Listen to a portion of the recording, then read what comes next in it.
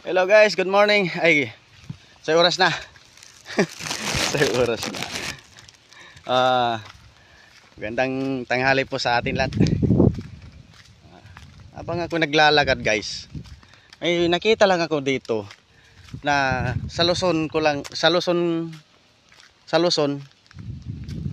na ano to, usong-uso sa Luzon to. Pero dito, ito naglakad-lakad ako pabalik doon sa aking inuupahang bahay. Dito sa lugar na to, may nakita akong putol na puno sa taas. Pero nandito ako sa sa kalsada.